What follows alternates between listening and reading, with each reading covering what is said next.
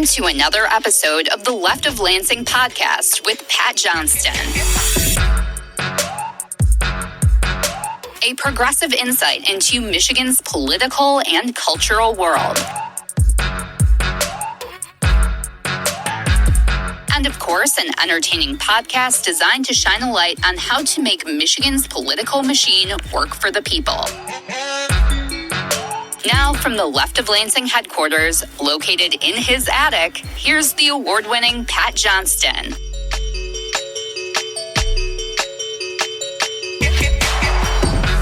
Oh, yeah. Welcome to another installment of Michigan's premier progressive podcast. It's Left of Lansing with yours truly, Pat Johnston. And I have to tell you, I am beyond elated right now because, as many of you probably already know, voters in different parts of the state told their local MAGA extremist officials to take a hike this week. Also the results of several local elections. One of the biggest was in Ottawa County, where voters decided if they wanted to keep Commissioner Lucy Ebel in office. And voters tonight decided to recall Ebel in favor of Democrat Christian Kleinjans.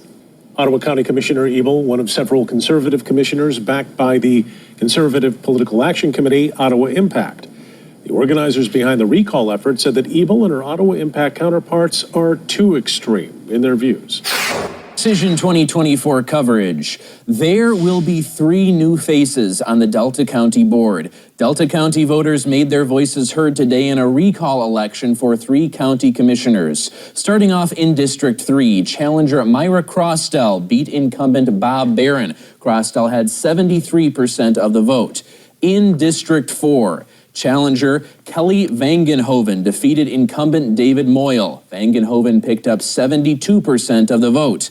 And in District 5, challenger Matthew Jensen won over incumbent Robert Peterson. Jensen with 72% of the vote. Man, what a great night for those voting to bring back sanity, competency, and above all, decency back to their local governments. And as you heard in that second clip from TV6, Delta County voters ousted not 1, not 2, but 3 MAGA county commissioners and have replaced them with 3 new commissioners, including Democrat and our good friend Kelli Van Ginhoven, who defeated County Chair David Moyle in blowout fashion by garnering over 70% of the vote. Wow, well done there, Kelli. And the 2 other independent challengers, as you heard, routed the other 2 MAGA commissioners.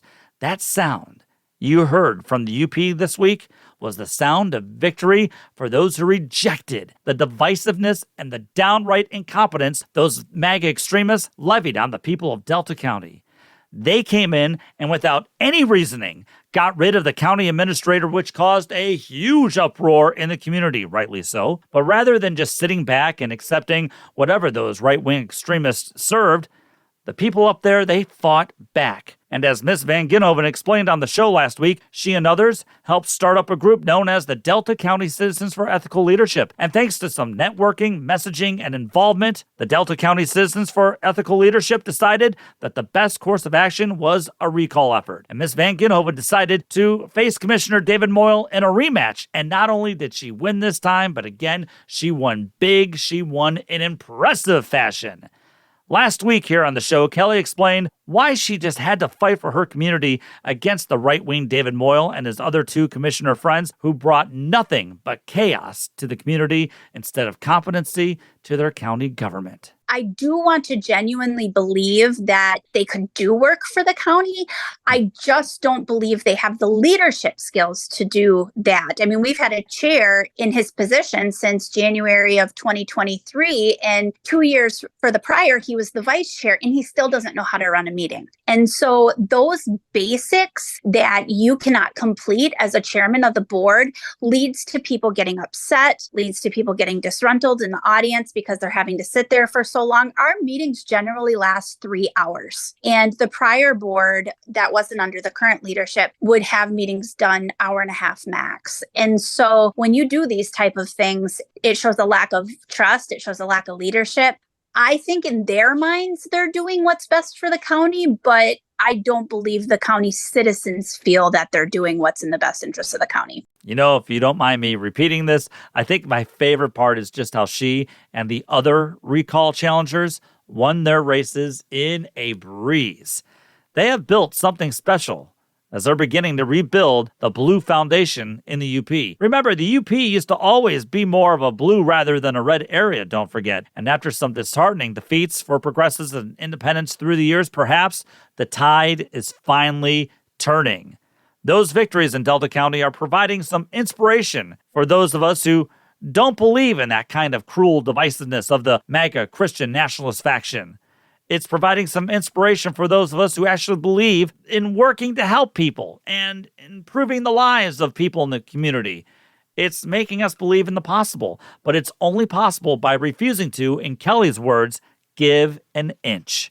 For years, the right wing learned that taking over local governments was an effective strategy to counter its losses it experienced nationally. We saw it even after the Democrats experienced major strides in Michigan by winning the state trifecta. Yes, controlling state government is important. That's pretty much why I decided to start this podcast in the first place. I wanted to try to help turn that tide. And it was a lesson that Democrats and progressives had to learn the hard way during the Engler and Snyder administrations. Because, as we learned, change happens faster in state politics most of the time than it does nationally. But the same is true when it comes to county and city government as well. Even school boards, as we've seen from those fascist Moms for Liberty groups trying to ban books and trying to further marginalized Michiganders. That's why I wanted to focus on what's happening in different parts of the state as well as what's happening in Lansing and across the country. If we can build a blue wall of resistance against the Christian Nationalist MAGA movement in rural areas, then we can truly make some major strides for the state. Start local, win local, and then begin branching out to the rest of the state and the rest of the country.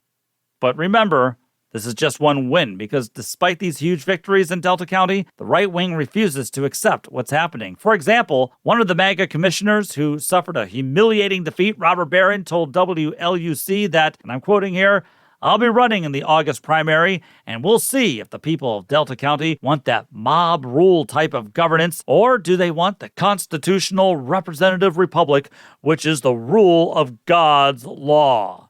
Okay, again, the race for county commission seats is democracy in action. Winner take all. It has nothing to do with us being a democratic republic, Mr. Barron. I'm sorry, but that's what we are. And it's got nothing to do with your warped Christian nationalist viewpoint of God's law. But even more, they refuse to accept that the people are rejecting what they're offering. However, it is true that these three commissioners will have to face the same rabid right-wing group of people again in November, which is why winning these races was key. It allows Kelli and the other independent commissioners to show how their devotion to the community and their devotion to pushing for the common good easily defeats the message of intolerance and incompetence that the right wing is pushing. So congrats to everyone up there in Delta County for proving what once looked to be impossible, possible.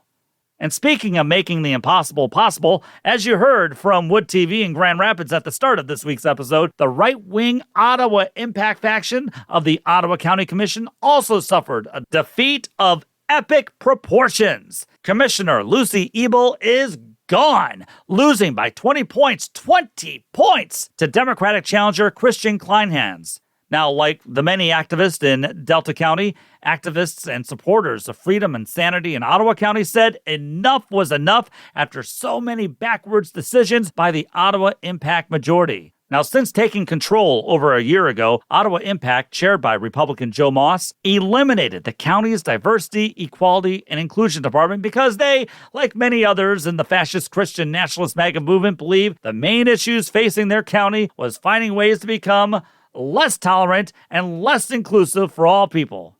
They also wanted to gut the county's health department because they despised the health department's masking rules during the middle of the pandemic. I mean, imagine being driven to such anger and radicalism because you had to wear a mask during the heat of the pandemic, a pandemic that was an airborne virus. And so they tried to get rid of the health department officer without cause and replace her with some guy who railed against masking up during the pandemic. Ugh. The health officer, Adeline Hambley, refused to go down without a fight and sued them. And in this long fight, the right-wing Ottawa Impact faction on the commission agreed to settle for $4 million. $4 million, as if you couldn't find better ways to spend that money in the community.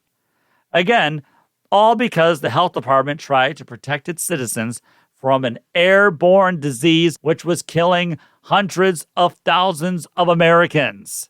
But the health officer, Hambly, found a better victory for her and for sanity everywhere as she settled, not for the money, but to keep her job. She ended up winning despite Commission Chair Joe Moss and his Ottawa Impact pals calling for an all-out expensive war against her. And on top of that, they fired the county administrator and hired John Gibbs after he got shellacked in his congressional race against Democrat Hillary Schulten. And now he proved to be just as disastrous, but even more, he ended up butting heads with the Ottawa Impact crowd, and they fired him. He tried to resign for more money because, that's what Republicans like to do, and is now fighting them in court as well. So there's more money being spent in the courtrooms thanks to the extreme Ottawa Impact majority. In the meantime, the Ottawa Impact majority passed extreme resolutions on abortion care because stating how much you want to punish women is what the Christian Nationalists do. They actually believe that's a winning strategy. Oh, and just last week, it was announced that they might receive a 60% raise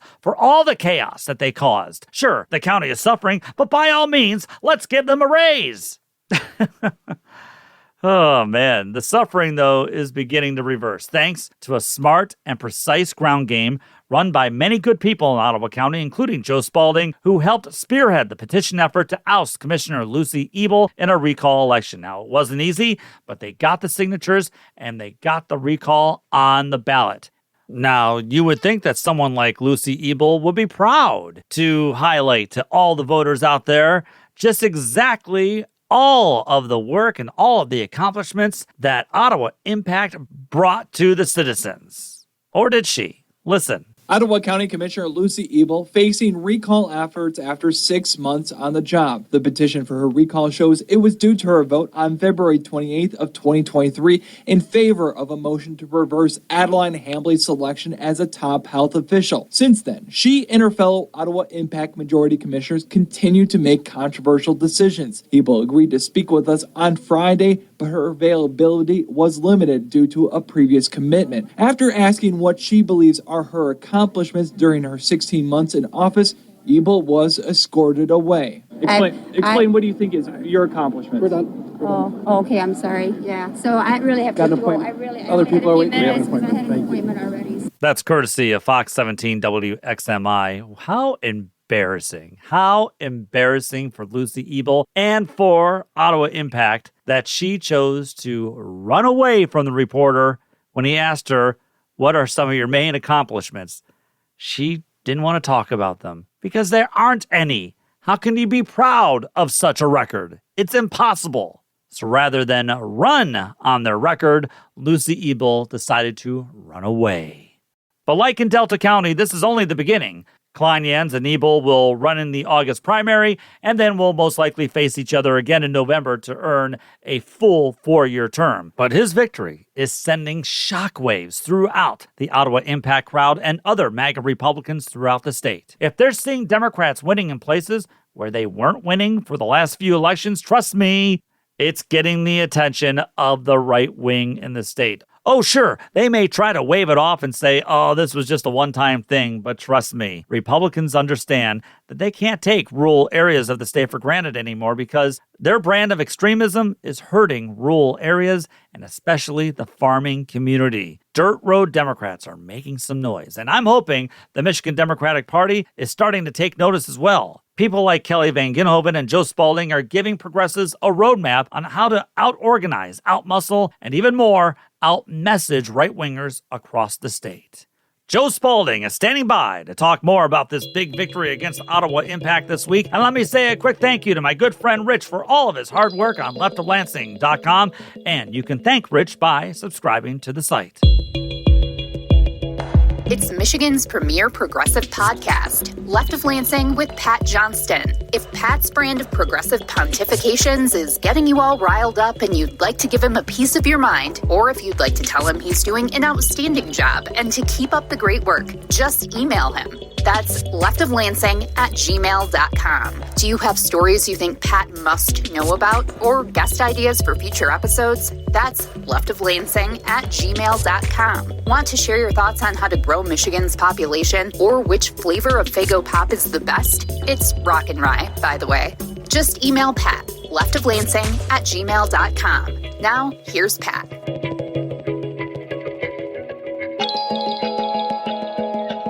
Left of Lansing is, of course, available wherever you get your podcast, but it's also now available on the YouTube. That's right. You can get all the weekly episodes, the Monday musings, and the Friday shorts on YouTube as well. And let me tell you, I am absolutely loving all the hysterical and screwball comments that the right-wingers are leaving for me on YouTube. And I thought Twitter and Facebook were bad, but no, I think they're even worse on YouTube. So I love it. So you can catch Left of Lansing on YouTube, and please subscribe there as well, because I'm going to start soon posting some videos there as well, which you won't be able to get, of course, on just regular podcasts. Again, the goal is to be a conduit for all the good that progressives are fighting for here in the state of Michigan and across the country. And I'm hoping that expanding on YouTube will just help with that cause. Speaking of progressives fighting for what is good in Michigan, Joe Spaulding, Ottawa County progressive activist and organizer, amongst many other things, I'm sure was able to sleep maybe a little bit more soundly after the ouster of Ottawa Impact County Commissioner Lucy Ebel. And Joe joins me now here this week to talk more about that. Joe, welcome back, and congratulations to you and all the good people out there for such a rewarding victory. Oh, wow. Thank you, Pat. And thanks for having me on.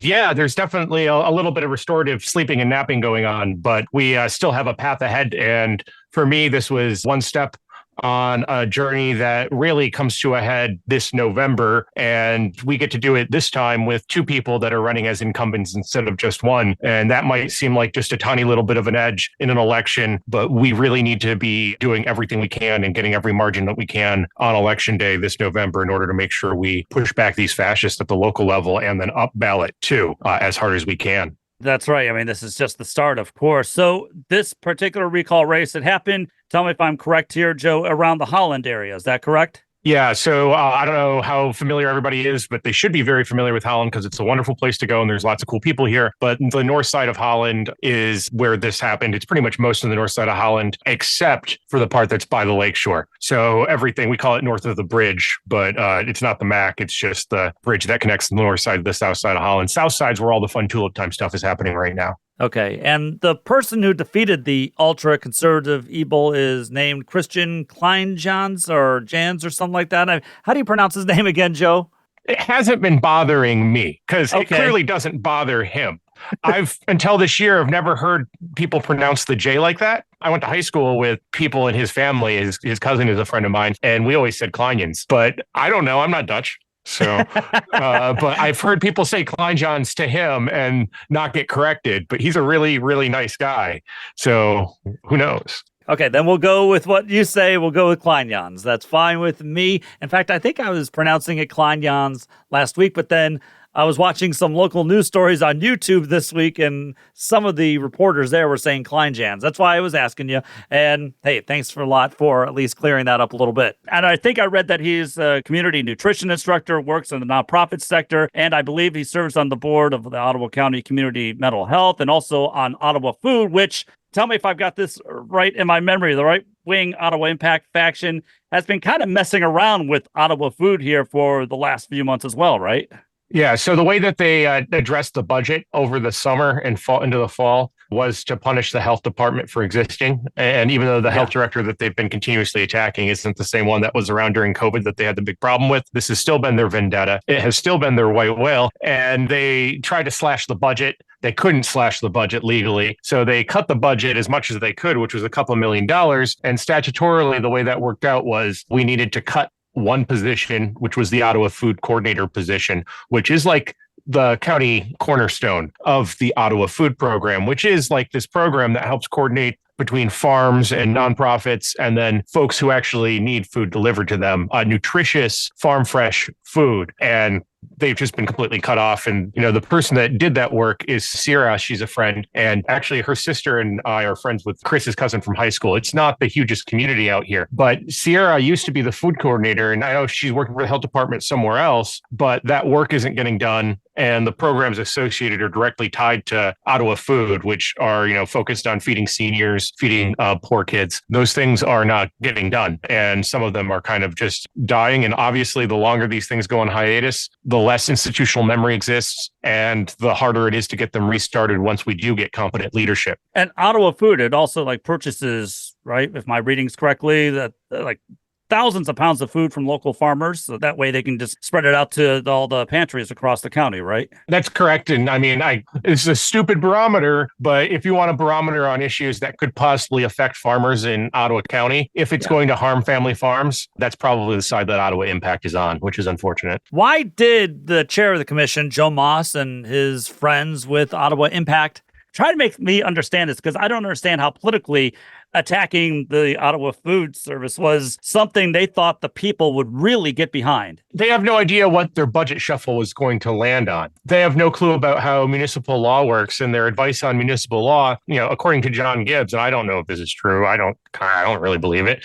But Gibbs says that Cullman Legal Group are great litigators. Well, I think that they're not, but that's fine. What Gibbs and I agree on is that they are not good attorneys for a municipality or a county government. They're not good local government attorneys. I've witnessed this. I've seen them Google the relevant statutes in the middle of county commission meetings. It's embarrassing. We're paying these guys a lot of money. Their advice isn't very good on how to navigate something, and the budget is about as complicated as something that they're going to encounter unless there's some type of master plan that they're trying to update, which they probably are. But the budget is the last thing that they encountered that was super, super complex. So they had no way of understanding what the ripple effects were going to be of their meddling. They just knew health department, bad, big smash. That was their thinking. So incompetence.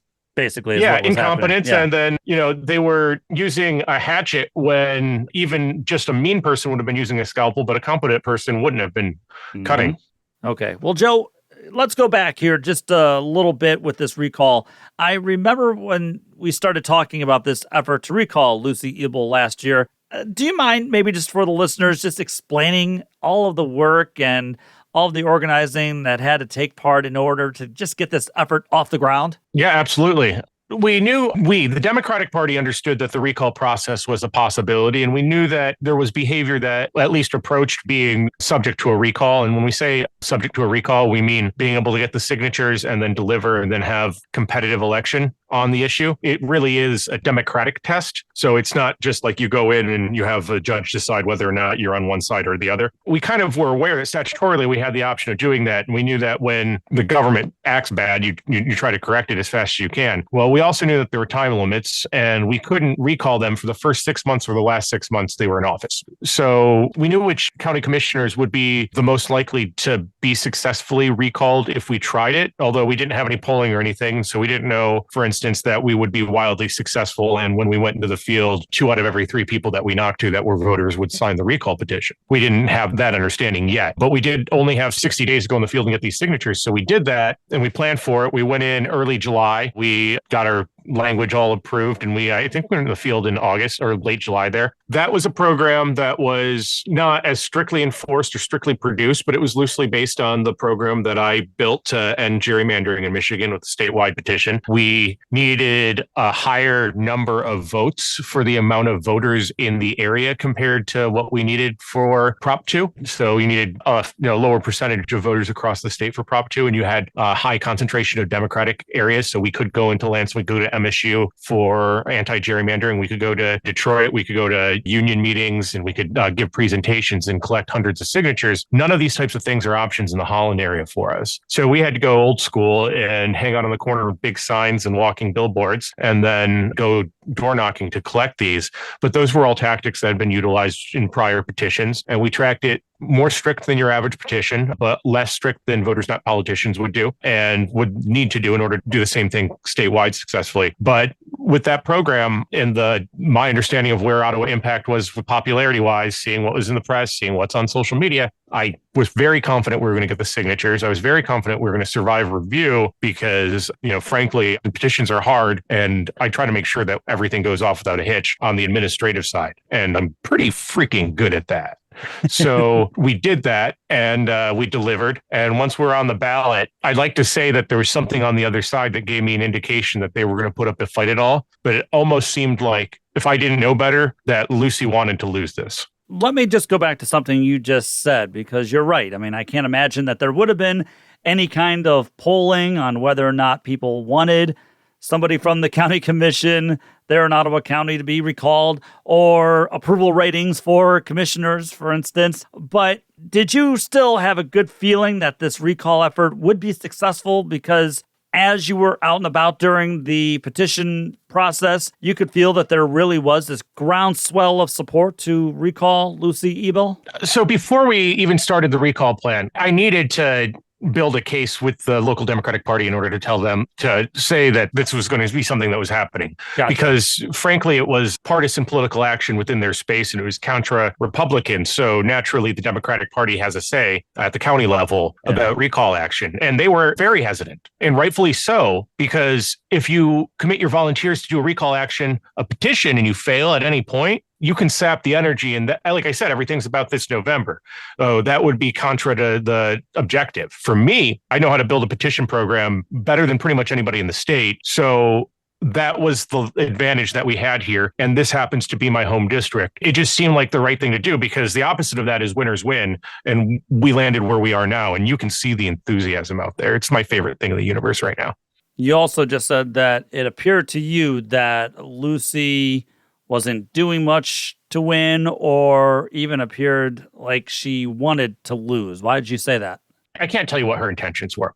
I can tell you that if you don't want to win a recall election, which is already a high media attention situation, you literally run away from the press like she did in the Matt Whitko's interview. That wasn't just embarrassing. People onside their own social media channels on the Ottawa Impact side were saying that was a bad move. And they are absolutely correct. But they also did things like the Ottawa Impact leadership, Joe Moss, went out when the Satanic Temple did their invocation. One of the reactions that the Ottawa Impact people had was to do this unconstitutional anti-abortion resolution. And one, it's unconstitutional, and the voters had settled it. So it's not just unconstitutional, it's anti-democratic, it's anti-women. But if you look at the data, Prop 3 passed in District 2, right? What you did was you gave all of the women in District 2 a reason to show up for the same reason they showed up last November, because the fight's not over. It's just at the local level for them. It's mind-boggling that they can make such a miscalculation. But to them, that was a winning issue, because to them, the only fight that they've ever been in was a Republican primary fight where they had to be more anti-abortion than the other person in order to win. No other option was out there. That was their policy. And that's how they got in.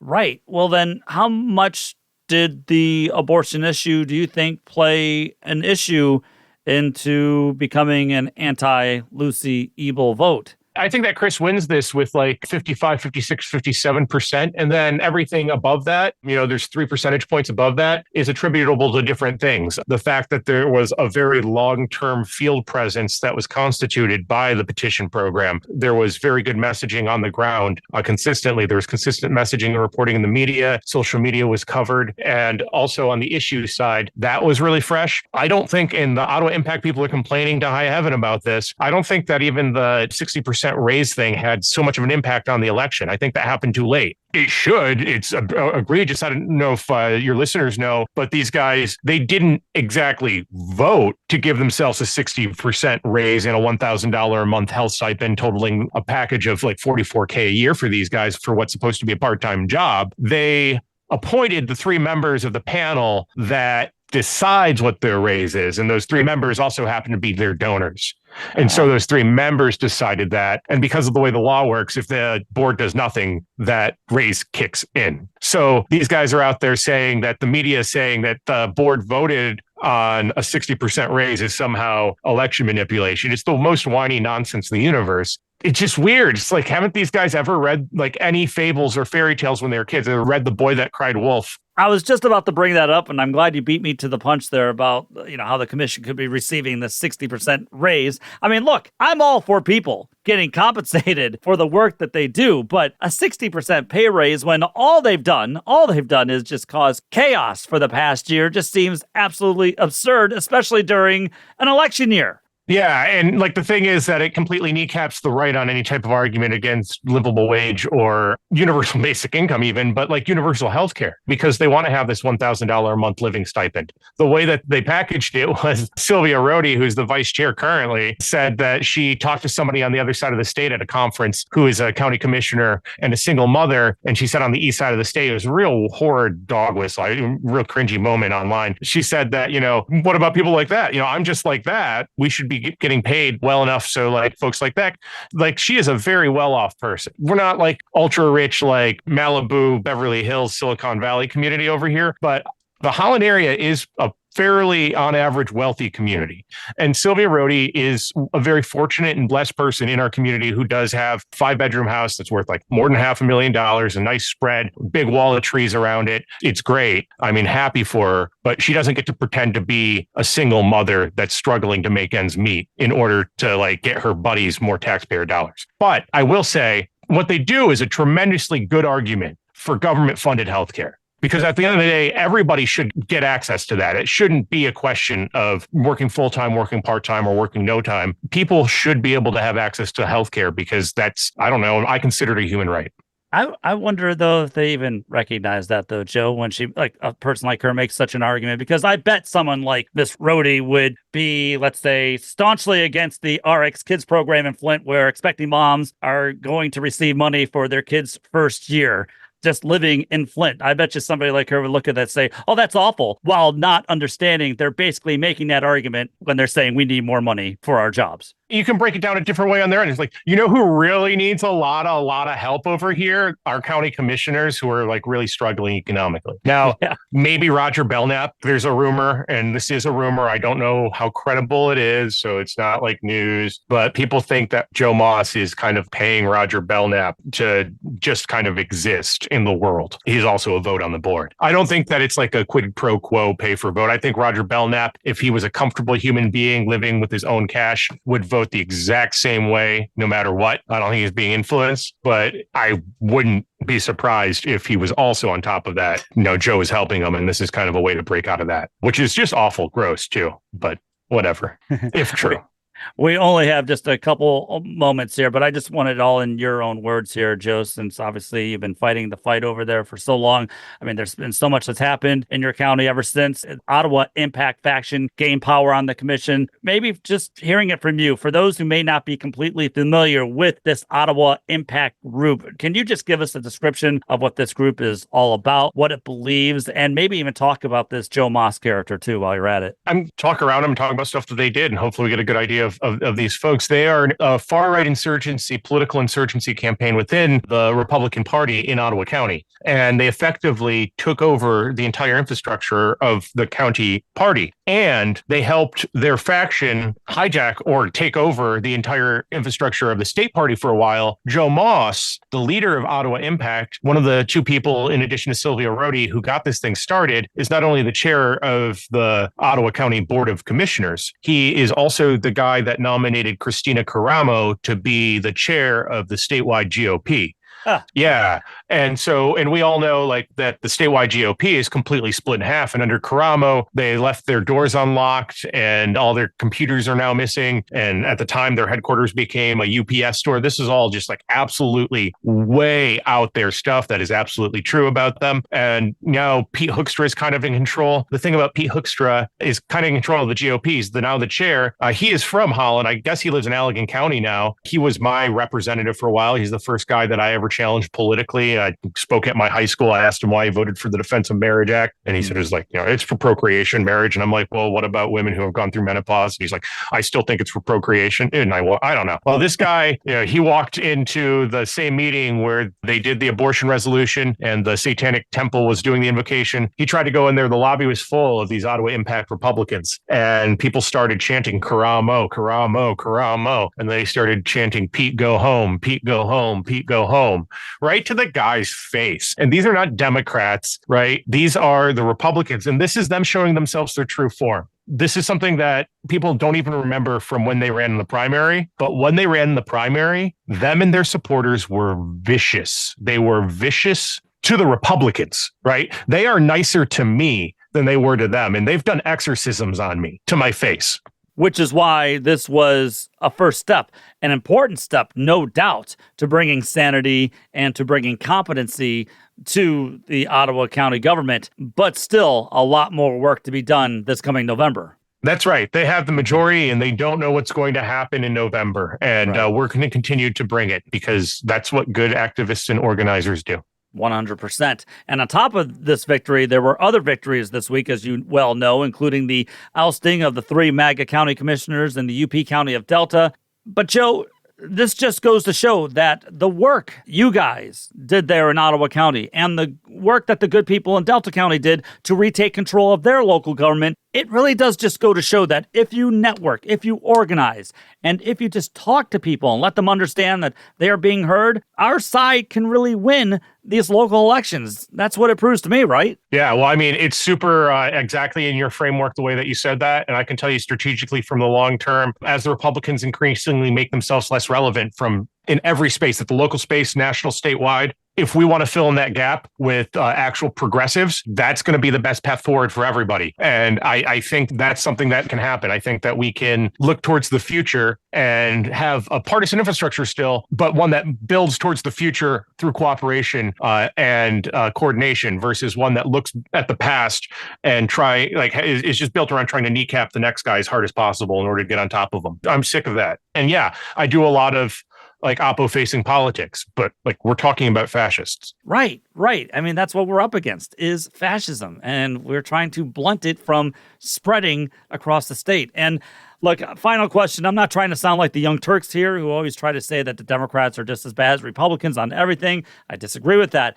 But I really am hoping, Joe, that these victories will show the Michigan Democratic Party that it must fight everywhere across the state because the votes are there if you just let people know that you're there to hear them. I mean, look, I know the Democratic Party here in Michigan has done a great job, especially over the past decade, having built quite the infrastructure compared, let's face it, let's just call it like it is, the sinking ship that is the state Republican Party. But what happened in both Ottawa and Delta counties should really demonstrate to Democrats across the state that they can battle for votes in rural areas as well as in the more populated areas, right? Well, knock on wood and have hope, because I can tell you, we got folks like Joey Andrews delivering constituent services. And I know that folks like Doug Zylstra have the same commitment to their constituents and delivering for them at the individual and on the street, rubber meets road level, which is where government actually freaking matters for people.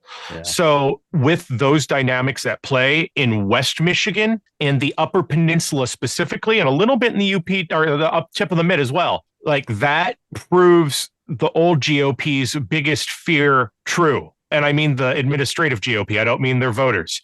And they are terrified that the voters in Michigan are going to understand that the Democratic Party is here for the entire state. And they really are. And so, yeah, the Democratic Party in the state needs to continue to do that. But I think with Project 83 and the way the coordinated campaign is increasingly carrying down ballot lit for candidates, which is an important thing, but we don't have time to get in the weeds on. I have freaking hope for the political organizing future of our state for the first time I can remember, maybe since we won on gerrymandering. I'm elated. A guy who's always willing to take the battle to them. Ottawa County's progressive fighter, Joe Spaulding. I'll make sure to link to your Twitter page as well at leftoflansing.com. So, Joe, congratulations. Keep up the great work there in Ottawa County. And please come on back sometime in the future, okay? Thanks for having me, Pat.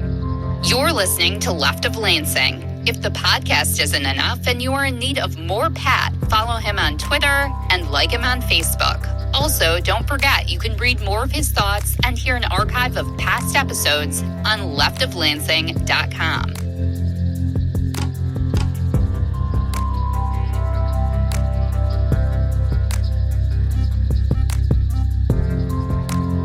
I think you can hear why Joe Spaulding is a treasure for we progressives here in Michigan. I mean, not only has he been going to battle against Ottawa Impact on a daily basis, and not only did he play an instrumental role in getting Lucy Ebel recalled, But as you heard him talk about, Joe also helped push that petition to get the anti-gerrymandering initiative on the ballot back in 2018. That ended Republicans from enacting their own crooked district lines, which made it near impossible for state Democrats to crack their majorities. The new system right now, yeah, it may not be perfect, but it's at least all happening in front of everyone and not behind closed doors. So Joe has been fighting this fight for a long time and has been experiencing a lot of victories that are benefiting millions of Michiganders. If you can't find Joe on Twitter, I'll put a link on wherever you get your podcast and, of course, on leftoflansing.com. Time now for a Left of Lansing Last Call. If you checked out the site this week, you'll notice that I hailed Democratic State Senator John Cherry of Flint for getting his bill passed that'll help both Michigan's environmental goals, but also help those working on the state's clean energy future. To paraphrase something that Michigan Democratic State Representative Kelli Breen said, Democrats in Lansing are proving more often than not to be the adults in the room.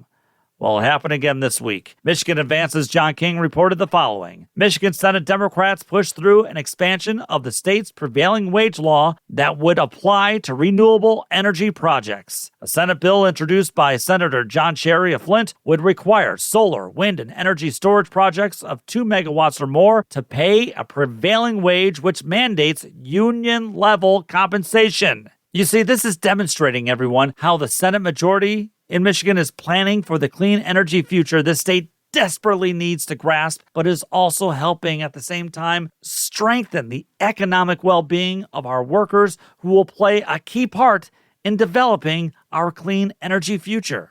Now, naturally, Republican Senator Thomas Albert of Lowell used the same tired arguments that expanding the prevailing wage for clean energy projects, quote-unquote, artificially raise costs for wind and solar energy. But as Senator Cherry responded, he said, I'd like to harken back to when we included prevailing wage in our laws that we passed in the fall for our clean energy projects. Part of the reasoning behind that is because we understand that when we do work using trained, well-paid workers, it's cheaper than doing the same work twice with untrained, poorly paid workers. And then John King from Michigan Advance then writes, Albert and his fellow Republicans remained unconvinced and said a line had been crossed with dire consequences as a result.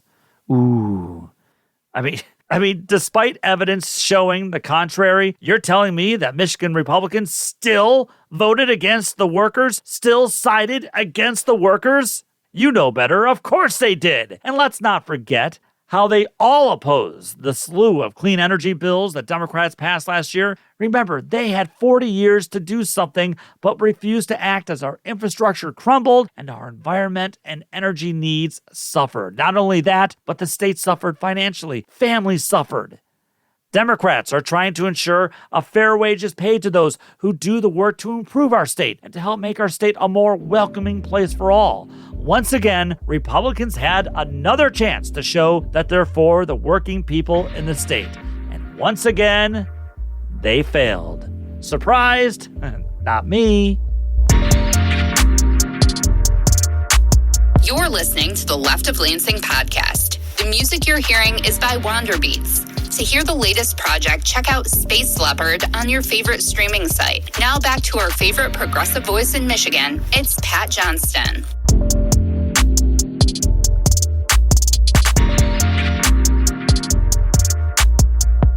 Well, that's going to do it here for this edition of Left of Lansing. I'd just like to say that my thoughts are with those who experienced tornadoes in Kalamazoo, Cass, Branch, and St. Joseph counties. Democratic Governor Gretchen Whitmer has declared a state of emergency for those counties. But I'd also just like to point out that with winters becoming less frequent and as we continue to experience more and more dangerous storms and dangerous summer heat, maybe, just maybe it's time for right-wingers to admit that climate change is indeed here, and maybe, just maybe, they should join in the efforts for a clean energy future, a future that Michigan Democrats have already started. Hey, just spitballing here, that's all. Special thanks to Joe Spaulding for being on this week, and special thanks to the voters of Ottawa and Delta counties for starting to take your communities back from the backwards thinking Christian Nationalist Republicans. leftoflansing@gmail.com is the best way to get a hold of me. And again, subscribe wherever you hear the show and also on YouTube. Remember, take the battle to them.